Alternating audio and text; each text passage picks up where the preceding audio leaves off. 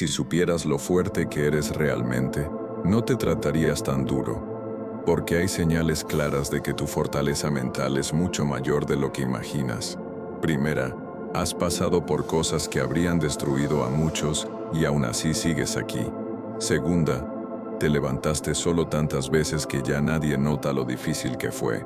Tercera, guardas tus batallas en silencio porque sabes que explicarlas no cambiaría nada. Cuarta, has aprendido a estar solo sin sentirte vacío. Eso no es frialdad, eso es madurez emocional. Y quinta, a pesar del dolor, a pesar del cansancio, a pesar de todo lo que viviste, sigues siendo alguien que ama, que siente, que sueña. Eso no lo hace cualquiera.